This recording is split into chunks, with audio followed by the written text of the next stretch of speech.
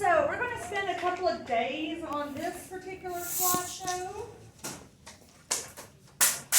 I'm not going to get through all of it today. I'm sorry. Ow! You're dropping everything. But We're sleeping it on top of there. let's do this.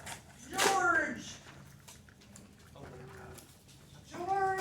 Washington, 1789 to 1797. So this is when he was president. He is going to be president 8 years, 2 terms, and he's going to be dead 2 years later. He dies in 1799. Which slideshow is this one? Oh, okay. George Washington is the only president that we've had to be elected unanimously in the Electoral College. There was one other election. It was the '84 election. Reagan won by a landslide. His opponent, Mondale, only had one state. His home state, Minnesota. So Reagan almost was added, but no. George Washington, the only president to be elected by a unanimous vote in the Electoral College. I don't know how many votes there were in the Electoral College at the time. 57, I don't know, yeah. But he got all of them because he won all the states. His vice president, John Adams. And one of the things that George Washington is going to do that makes him just really special. I mean, George, come on, he's awesome. I'm a big fan. He was a slave owner, don't like that, but I'm kind of a big fan. His cabinet, the cabinet. So he picked a group of people to help him out. George Washington knew that he was never the smartest guy in the room. So he knew who were the smartest guys in the room. And he was like, okay, I need y'all to help me out. And he named them as his cabinet. There is nothing in the Constitution that gives the president the authority to do this, but it doesn't prohibit it either. George just was like, hey, I cannot be in charge of every little detail in the whole country. These other guys are going to be in charge of some things. Like, for instance, Secretary of State, who is like the #1 diplomat for the U.S. Thomas Jefferson. He is going to be traveling to different countries and visiting and trying to make friends with other countries and get the United States on the map. Secretary of the Treasury, the person in charge of the country's money, is Alexander Hamilton, who is one of Washington's favorites. He loved Hamilton. Hamilton was one of the big stars of the American Revolution. He was Washington's go-to guy whenever he needed, there was a hard assignment. He would ask Hamilton to take care of it. So, Secretary of the Treasury, Alexander Hamilton. Secretary of War, nowadays we call it Secretary of Defense. But back then, Secretary of War, Henry Knox. And then the Attorney General is Edward Randolph. Now, the first two we care about. The bottom two, not so much. But Henry Knox, as in Fort Knox, Kentucky, right? That's where we get Fort Knox, Kentucky, which is obviously a military installation, but has the reputation of holding some of the country's gold reserves, right? Named after Henry Knox. But Jefferson and Hamilton, they will become like arch rivals. And they have a different opinion on everything. And they are always trying to persuade the president to their point of view. Some of the big happenings whenever George was president, and one of the first acts of the new Congress, which is the first Congress under the U.S. Constitution, is the Judiciary Act of 1789. The The Judiciary Act sets up the federal court system, including the Supreme Court. Now, the Constitution does establish a judicial branch, right? Article 1 of Constitution is the legislative branch, Article 2 is the executive branch, Article 3 sets up the judicial branch. But it's up to Congress to determine how many judges are on particular courts, or how, besides the Supreme Court, you got other federal courts, how they are geographically bound to the different states.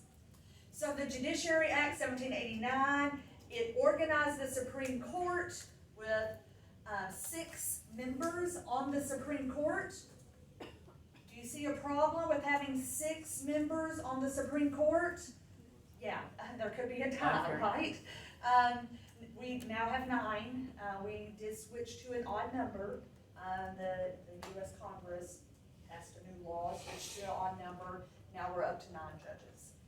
The first Supreme Court Chief Justice was John Jay, and then there were 5 other judges on the court with him. And we'll get to John Jay in a little bit because he does some things that are not so popular. The Judiciary Act also established the lower federal courts, like I said. And a federal court, there's different federal courts around the country.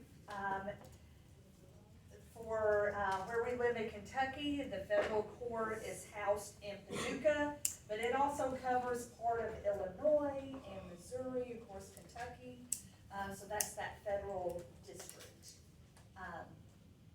And of course, very famously, President Trump is being charged in the DC federal court system, right, for the actions of September 6th. The Judiciary Act also established the Office of Attorney General, which of course is filled by this Randolph dude, and that's the Judiciary Act. So Congress, of course, has a lot of power, and that was intentional with the Constitution because Congress is seen as the people's branch, elected directly by the people. At least the House of Representatives was directly elected by the people in 1789. So this is Washington and his cabinet here. You got John Adams. This is supposed to be Alexander Hamilton and Thomas Jefferson and Knox. Knox was closer to 400 pounds, so this is a very flattering image of Knox, but that's okay. All right, let's jump into Hamilton. Alexander Hamilton's financial plan. One of your vocabs for this week is BEFAT, right? Have you looked at the vocab list? I did, and it confused me. Yes, the BEFAT plan. The Alexander Hamilton's financial plan is the acronym of BEFAT. The B stands for, he wanted to create a central bank of the United States. He was going to call the Bank of the United States. This would hold the government's money in the form of taxes or tariffs, any money that the government brought in, and it would also pay the government's debts. Whether it is, paying off veterans' pensions or things like that. So he wanted a bank for the United States. The E of B. The United States government pretty much broke. And so to raise money for the U.S. government, he wanted to put a tax on whiskey. And this was called an excise tax. Now there's different forms of taxes. You got income taxes, which we are all familiar with. Tax on your income, how much money you make. An excise tax, a different name for an excise tax is a sin tax. Meaning the government will tax things that maybe they don't think you ought to be buying much of anyway. Like nowadays we have excise taxes on all sorts of tobacco products, and we still have excise taxes on alcohol products. So if you go to a restaurant and you have a glass of wine with dinner or beer or whatever, you pay the regular tax on the regular bill, but there is an added alcohol tax, excess tax for alcohol. BEFAT, B-E-F, funding at par. So France came to help us out in the American Revolution. Other countries provided us cash money to fight against Great Britain in the American Revolution. So just like Great Britain went into a lot of debt because of the French and Indian War, the U.S., we went into debt because of the American Revolution. Some of that debt was to foreign countries, most of the debt was to U.S. citizens. And that's still the case for U.S. debt nowadays. A lot of people think most of the U.S. debt is owed to China. It's not. Nowhere close. Most U.S. debt is owed to regular Americans or American entities, whether it's businesses or individuals. China is the #1 foreign holder of U.S. debt, but most U.S. debt is owed to regular Americans. So there was talk of, well, maybe we just don't pay that. Yeah, so what? We owe Ben Franklin, $50,000 for him, loaning the government money to help pay for the revolution. Why don't we just send him a thank you card instead of his money back? Alexander Hamilton said, no, we're going to pay every penny that we owe. We're not paying it off at 10% because some people said, well, maybe we'll just pay some of it back, but not all of it. Alexander Hamilton said, we need to pay off the debt because the better you are paying off debt, the better your credit becomes and the more money you can raise in the future. Y'all have heard of a credit rating, right? If you have a good credit rating, what does that mean whenever you go try to buy a car and get a car loan? Yeah, you get a cheaper loan. You don't have to pay as high of interest. So you get a good credit rating if you pay your bills on time, if you make your payments. So that helps your credit rating, and then people are more willing to loan to you, so you can make even bigger purchases in the future. And Hamilton said that's what we need. If we're going to be a legit country, we're going to have to, borrow money from time to time. So we can't just be not paying off debt. A, he wanted the federal government to take over all state debts. So if Virginia, the state of Virginia, owed money to France or to George Washington or to whoever, Virginia wouldn't have to pay it. That debt would be transferred directly to the U.S. government. Now, that means Hamilton is like, this will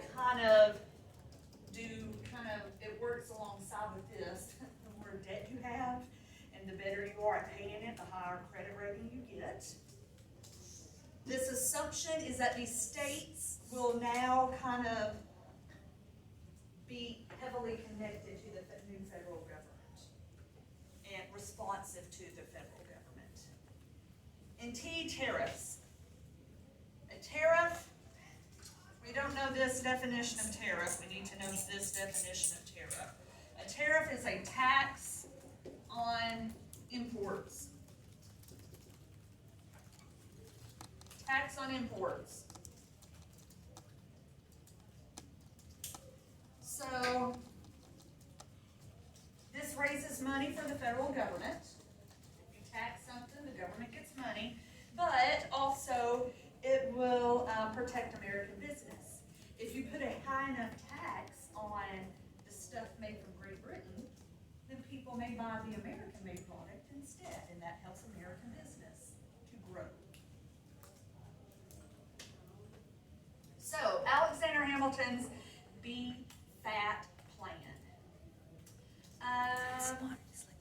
We're going to take a disagreements between Hamilton and his BEFAT plan and Jefferson. In fact, let's look up the next slide before we get into that. Is it here? Yeah. There's a lot of people in Washington's cabinet, particularly Thomas Jefferson, that disagrees with a lot of what Hamilton wants to do. Particularly establish a bank for the United States. Jefferson is saying, well, there's nowhere in the Constitution is there a financial branch of government. We got the legislative, the executive, and judicial. There's no financial, so there's no bank. Plus, he didn't like the tax on whiskey, and there were some other things that Jefferson, in particular, did not approve of. And that takes us to this. Hamilton, of course, was a musical that came out, oh golly, years ago, maybe up to 10 years ago by now. And this is a little segment from the Hamilton musical, and it is the rap battle between Hamilton and Jefferson about this whole thing. There's some colorful language in it. Details matter. Introducing Grammarly's citations features. Ladies and gentlemen, you could have been anywhere in the world tonight, but you're here with us in New York City. Are you ready for a cabinet meeting, huh? The issue on the table. Secretary Hamilton's plan to assume state debt and establish a national bank. Secretary Jefferson, you have the floor, sir. Life, liberty, and the pursuit of happiness. We fought for these ideals, we shouldn't settle for less. These are wise words, enterprising men quote them. Don't act surprised, you guys, cause I wrote them. Ow! But Hamilton forgets. His plan would have the government assume state debt.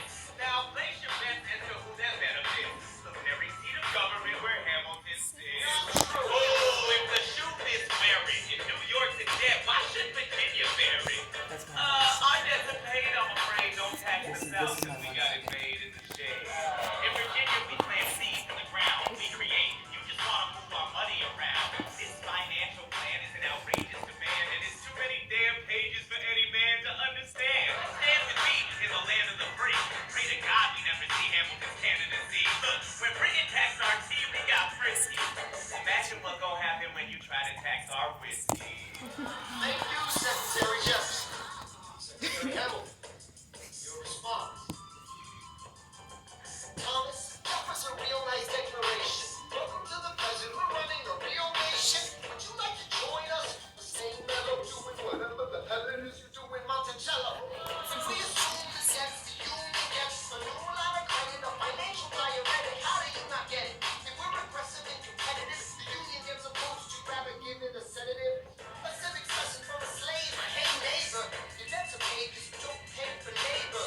We plant seeds in the South, but yet they keep ranting. We know who's really doing the planting. And another thing, Mr. Age of Enlightenment, don't let your millions out the war. You didn't fight in it. You think I'm fighting this? Man, we almost died in the trench. But you were off getting high with the French. Thomas Jefferson always hesitant with the president's medicine. Medicine, a plan he doesn't jettison. Medicine, you medicine, how does a ticket medicine? Damn, you were worse shaken than the national debt.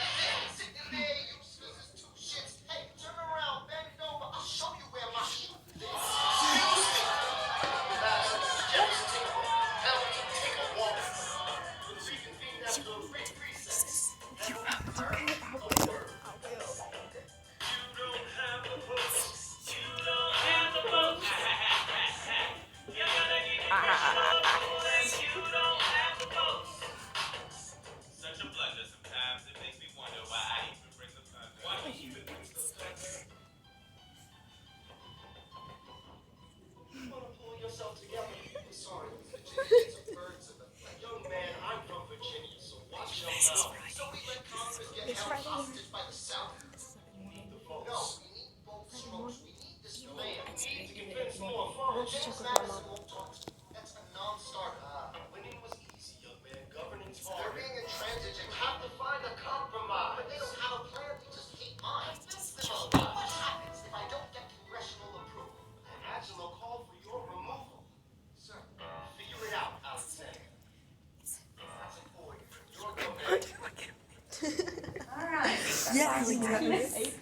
So, there,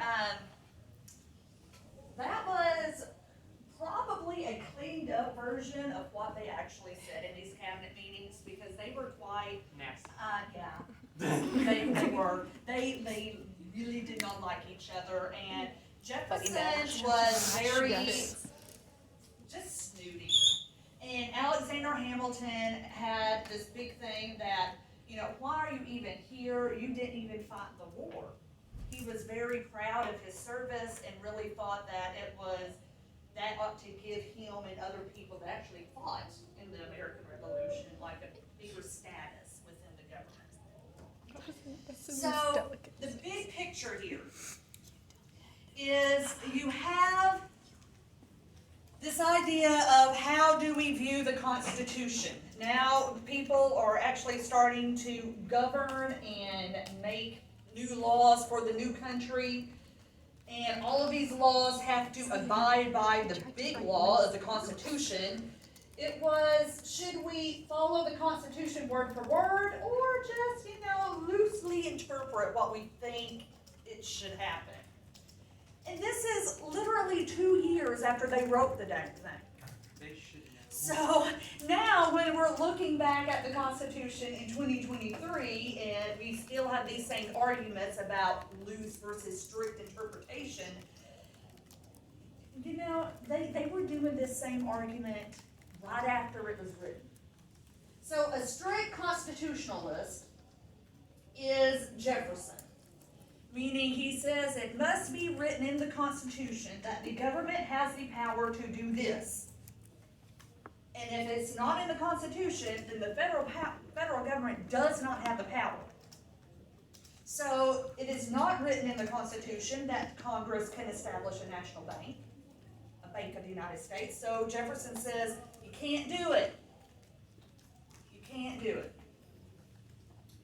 A loose construction view of the Constitution is kind of a broad interpretation. Like, what is, you AP Gov people, the elastic clause? Y'all remember that? What's the elastic clause? Stretches like the elastic in your pants. Meaning that it gives necessary and proper is another way of looking at it, the necessary and proper clause, saying that the federal government does have the power to make laws that are necessary and proper for the running of the government. So a loose constructionist like Hamilton, he would say, well, establishing a Bank of the United States falls into that necessary and proper clause. So the issue with the bank, Jefferson opposed it because it's not the Constitution, strict constructionist. Hamilton says that because of the elastic clause, just what that was, the bank's necessary because where else are you going to put the nation's taxes? I mean, we're collecting taxes off of tariffs. There are other excise taxes besides the one on whiskey he wants to do, but there's other taxes that the federal government's collecting. Are we just going to put that in a coffee can and bury it in the backyard of the White House? Is that the plan? I mean, seriously, what are we going to do with this money? We're going to put it in the Bank of the United States, says Hamilton. And this idea of regulating trade between foreign countries and the U.S. and trade between states, that should fall under the purview of the federal government as well. So, strict versus loose constructionist. This is a good cartoon with some of the ideas that we are dealing with today with loose and strict constructionism. Should we say something about the right to bear arms being void? If arms become cheap, plentiful, and can shoot 30 highly accurate rounds in seconds. Then, no, how dumb do you think future generations will be?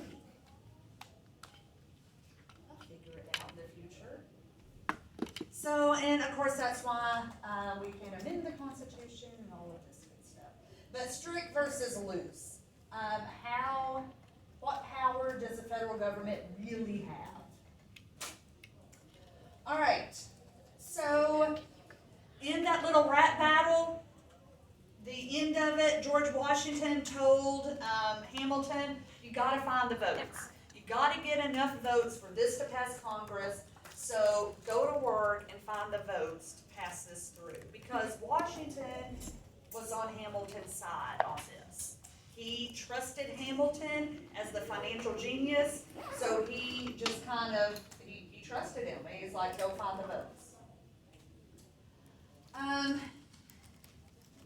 So, Jefferson and Madison will support Hamilton's plan if the U.S. Capitol will move from New York City, where it was currently housed. It went from New York, Philadelphia, New York, Philadelphia, but they want to put it in the South as in Northern Virginia, and that's whenever we established the District of Columbia as in Washington, D.C., District of Columbia.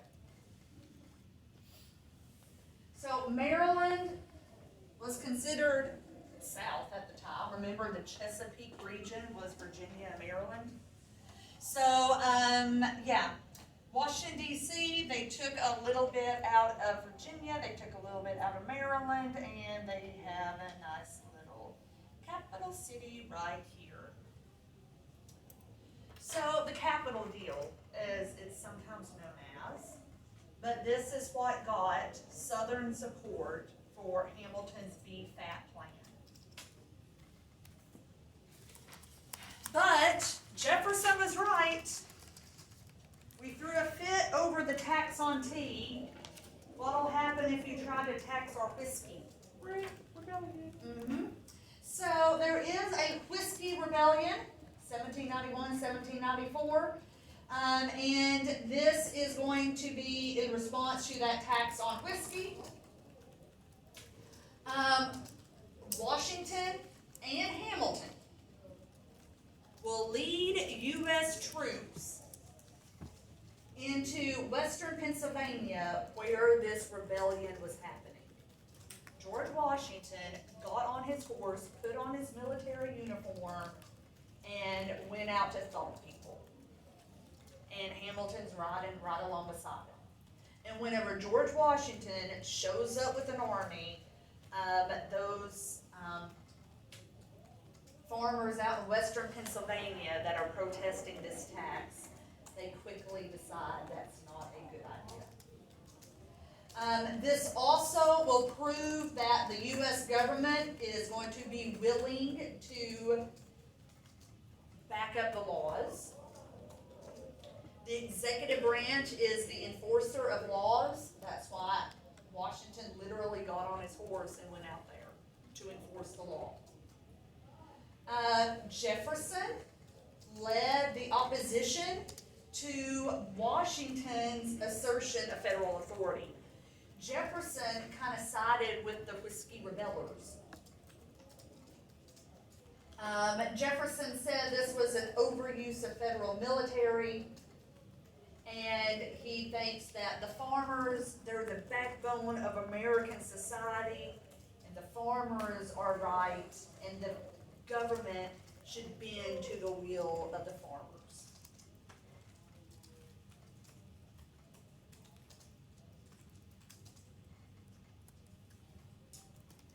So again, you have odds between Jefferson and Hamilton and Washington. But that wasn't the only thing. Hamilton's financial plan, the Whiskey Rebellion, and then, oh yeah, one of the ugliest things ever in European history, the French Revolution. The French Revolution. Oh, that's a biggie. In France, you have the people rising up against their monarchy. And, of course, the storming of the Bastille is like the starting point of the French Revolution. And it was ugly. The guards, the French imperial guards, the king's guards that were guarding the Bastille, Several of them were beheaded and their heads put on spikes and paraded around the city. Yeah, they I were mean, not that, that and then of course with the reign of terror and the guillotine, oh, it gets ugly, right? But it doesn't just stay in France. The French Revolution spills over into other countries and it becomes a really big deal. Jefferson wants to support the French Revolution. He wants to back the revolutionaries, the people, and he wants to send American money and American troops to help the French people fight against the French monarchy. Hamilton is of the other opinion. He says, we don't need to get involved over there. First of all, it's really not like our revolution. The French Revolution was very, very different than the American Revolution. And Hamilton could see that things were getting out of control real quick. Because once they do get rid of the king, the new French government they're the ones who start the reign of terror and start using the guillotine to chop off heads. So do you want to support that? I mean, so there is a debate on whether the United States should be involved in this French Revolution. And it's another big rift between Hamilton and Jefferson. In the end, the war becomes a European-wide war with pretty much France versus everybody, Napoleon versus everybody, and it's going to go on. I mean, 1789 is the start of the French Revolution. You don't get rid of Napoleon until 1803, so it's a good chunk. George Washington. He, of course, picks sides on what should happen. Should we help the French? Should we stay out of it? And he issues the Neutrality proclamation. We should stay neutral. We are not going to get involved. It is not our problem. It is an ocean away. We got our own concerns. We don't need to pick fights over in Europe. Neutrality. Honestly, that was probably smart. Yeah. Because they were just like starting. Yeah. Thing. And notice you got Austria and Prussia and Sardinia and Great Britain and the Dutch versus France. And Jefferson wants us to help France. Yeah. And like I said, the French, it took them a while to get it together. Going on with neutrality, he said that we're going to be friendly and impartial to everybody. Great Britain, we still want to have a friendly trading relationship with you. France, still love you. We want to be friendly and trade with you. And by not picking sides, we get attacked from both sides. They're like, fine. Yeah. And eventually, you've heard of the War of 1812 before. A lot of that comes out of some of the things that are started with this neutrality. We are not picking sides, and when we do not pick sides, everybody that is at war thinks they can pick on us. Washington's legacy, we're going to talk about a couple bits of legacy of George Washington, and this is a biggie. This is a biggie. This is a biggie. Neutrality.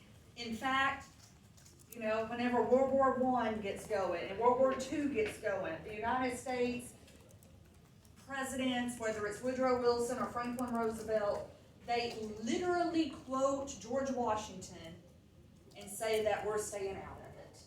It's not our business. It's all the way over there. We are going to be neutral. And we stay neutral in those world wars for several years, right?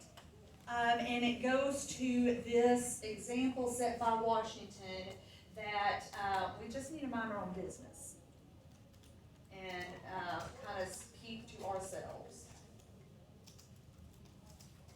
Now, after World War II, since World War II, we fancy ourselves as the world's police, picking, putting our nose into all sorts of things. After this neutrality proclamation, Jefferson says, "I've had enough. You're always picking Hamilton's side," and Jefferson resigns. He retires to Monticello, his plantation in Virginia. And I don't blame him. It's a beautiful house. If you ever get to Virginia, it's worth the price of admission to go visit Monticello, to tour the house and everything.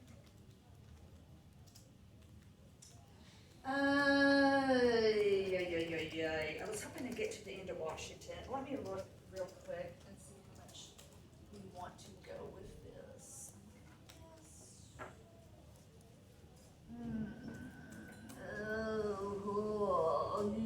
Yeah, we're good. Okay. Jay's Treaty. Let's wrap this up because this is really the last meeting. Okay. Jay's Treaty, as in Supreme Court Chief Justice himself, John Jay. John Jay, signer of the Declaration of Independence. He helped write the Constitution. He's founding father. He's pretty legit. Jay's Treaty. John Jay travels to Great Britain, and his mission is to get Great Britain to sign an agreement that provides us with open trade with Great Britain. And we want the British to leave the forts that they are still occupying out on the U.S. frontier, like in what's the Northwest Territory, like Ohio and Illinois, Indiana. There were still British troops in old British forts, even though that is now American territory and should be American forts. The British never abandoned them whenever the war ended. So John Jay went over there to ask nicely, hey, y'all get out of the forts, and in exchange, we will give you most favored nation trading status, which means that we will either charge no tariffs on British products or the lowest rate against any other country. This sounds like it would be a good deal, but not so much. This is the treaty. Jefferson is against it because he thinks that we ought to be extending most favored nation status to France because they helped us in our revolution, and he loves the French. And he really leads opposition to this Jay's Treaty. John Jay is going to be burned in effigy around the country. People are asking that Congress impeach him and throw him off the Supreme Court because people saw this as a tremendous suck-up to Great Britain. And we were giving them a lot, and we were not getting anything out of it. Let's take a look at this just real quick, and we'll wrap it up.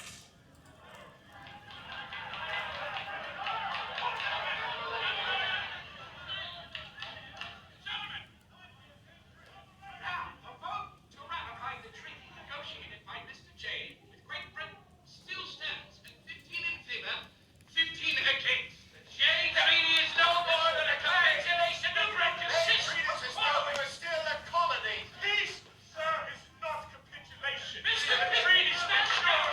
Peace. Stand down, sir. The people of the United States have been consulted. No treaty whatever would have been formed. Mr. Capitulation at the expense of the French. It's not to be contended with. Did we not fight a bloody and costly revolution? All right, so the little explanations at the bottom, whenever I said that because we said we were neutral, everybody on all sides started picking on us. This is what was happening. So we were still trading, selling selling merchandise to France, whether it was tobacco or whether it was lumber or whatever it was that we were making over here in America that the French wanted to buy.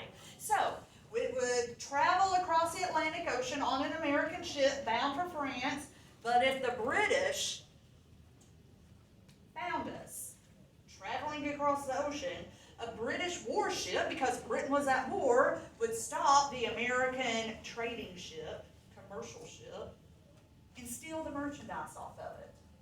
Confiscate it, because we were helping their enemy. The French were doing the same thing to us, but the French just weren't as good at it. So more British warships were stopping American commercial ships than French were. And not only were they taking the stuff off of the American ships, they were impressing American sailors, which means the Americans on board that American ship now are working and fighting for the British Navy. They were basically kidnapped.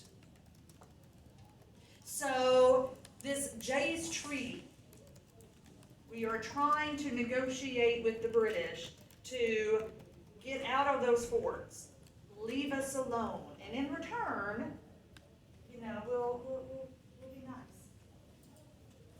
To rid ourselves of British contention! Mr. Pinckney, you will cease!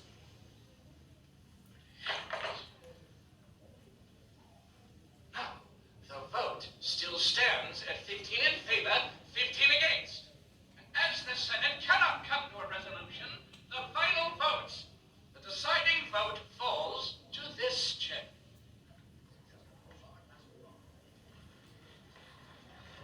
Call for his rotund.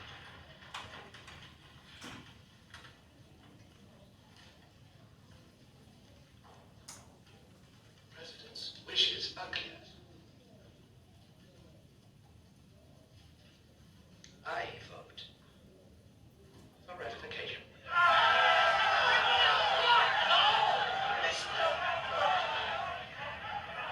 Mr. Adams casts his vote with the president only because he looks up to the same goal. I am forced to look up to it, and bound by duty to do so, sir, as there is only one breath of one mortal between me and it.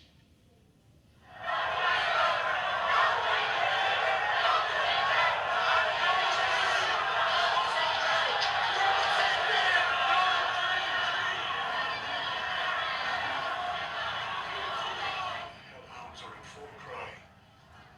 They say I have sold this country to England, that I have sided with a mad English king for the French Republic.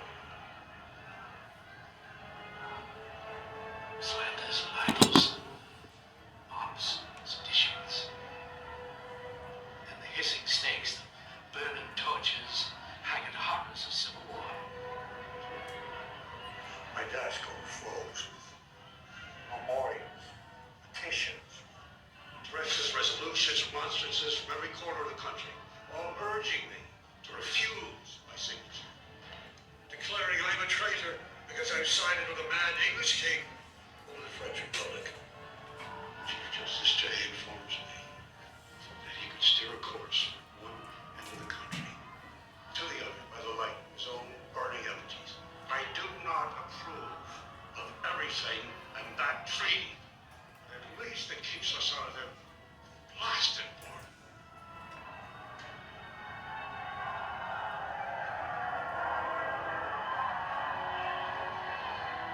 I know what it is to be unpopular, Mr. Adams.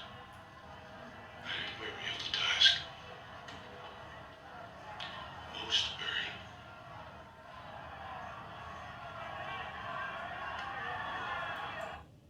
Alright, so Jay's Treaty,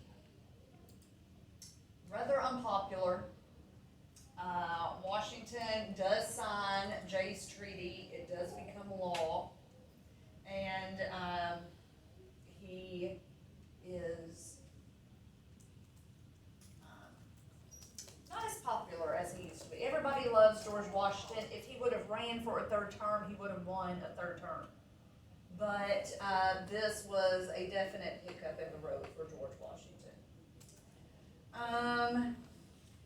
The ratification of the treaty does happen.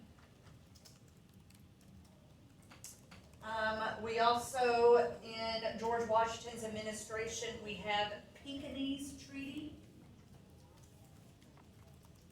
This is between us and Spain, and it sets the border of Florida. And it also allows the United States navigation of the Mississippi River, because the Mississippi River was the dividing line between the United States and Spain. Spain owned the Louisiana, what we call the Louisiana Territory. Napoleon will get it back.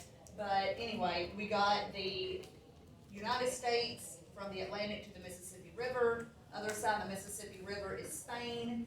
And we are agreeing to share the Mississippi River, both the Spanish and the U.S. We can use the Mississippi River freely. And even though New Orleans is on the Spanish side of the Mississippi River, the United States may use the port and the warehouses and all of that infrastructure in New Orleans for trade. So we have a friendly and popular treaty with Spain, and it was negotiated by Pinckney, who was in that little previous video, who was very much against the Jay's Treaty. So this is what it looks like. Everything that is pink and orange, this is the United States. Spain still has Florida. Spain still has this panhandle of Florida plus Mississippi and Alabama. And then all of this is Spain as well. So everything gray is Spain. This is, it's decided this is U.S. territory. All right, so to wrap it up.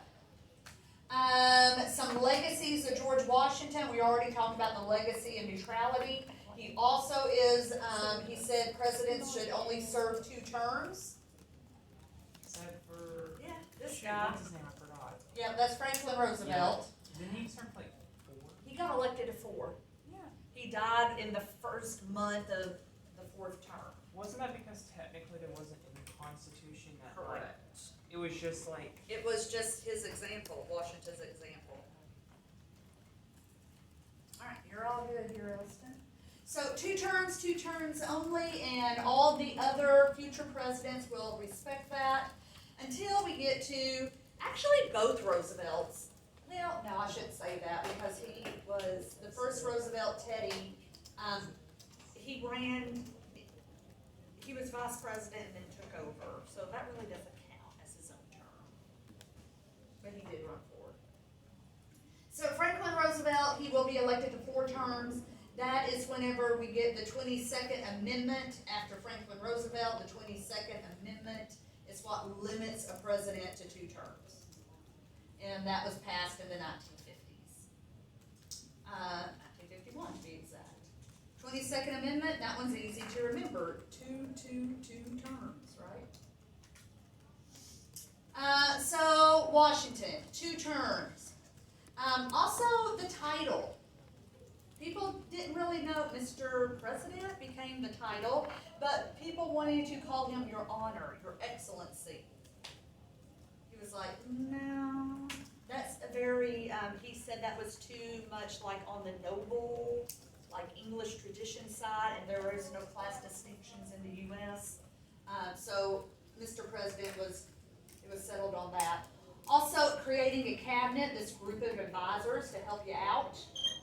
Neutrality, and also this special relationship with Great Britain.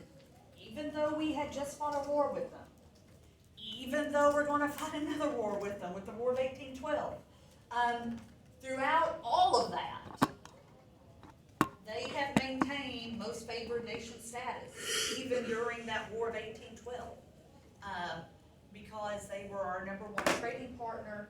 The U.S. economy depended on them, and their economy would depend a lot on us. So, even though we had differences, we still have this special relationship, and that lasts up till today. And then last, is the farewell address, which is going to be, we're gonna have to do that as homework this evening, because we didn't quite get to it like I wanted to. So let me hand this out.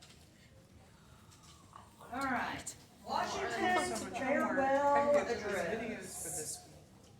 Washington's farewell address. He gives a speech, the last speech of his presidency, and it became known as his farewell address. And since then, other presidents have given farewell addresses. Look at Jefferson. No wonder he hated everything. Farewell addresses. That's not how it works, but yeah. Now, Washington's farewell address is very special. You give that one. And it's actually pretty short. Everything that's in the boxes are what Washington is saying. And then we got some questions underneath and some places for you to fill in answers. And several of the questions is like, well, what's the main idea of this little part right here? And then it ends at the bottom of the third page. On the back side, we have a eulogy to Washington. A eulogy is what you say at somebody's funeral. And that is what I would like for us to start with. So if you would, just flip to the back side. First in war, first in peace, and first in the hearts of his countrymen, he was second to none in the humble, enduring scenes in private life. Pious, just, humane, temperate, and sincere. Uniform, dignified, and commanding. His example was as edifying to all around him as were the effects of that example lasting. Correct throughout, vice shuddered in his presence, and virtue always felt his fostering hand. The purity of his private character gave us excellence to his public virtues. Such was the man for whom our nation mourns. Even though he made a couple of unpopular decisions as president, like Jay's Treaty, this is how people felt about Washington. So, you got just a few excerpts to read and some things to fill in. And you can fill in this right now, I bet. Starting with 9, 10, 11, 12, 13. Using the excerpt above, create a list of precedents that Washington suggested for the U.S. and future presidents.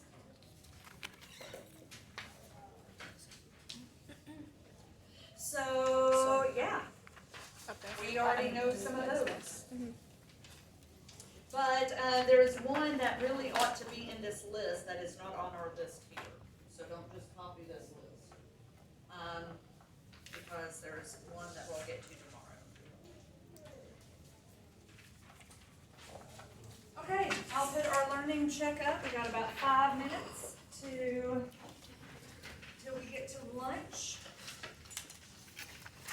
So, learning check.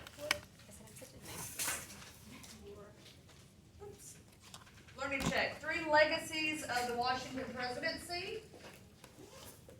So, 2 terms. Yeah. Neutrality. What else did we put? Cabinet. Yeah. Create a cabinet. Group of advisors.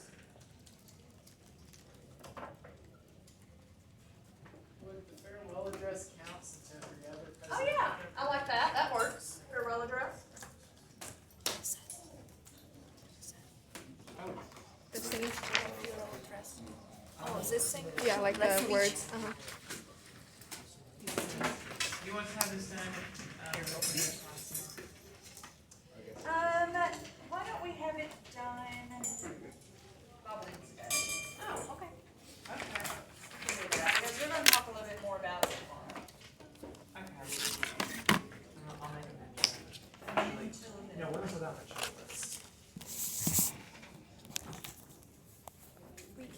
test, right?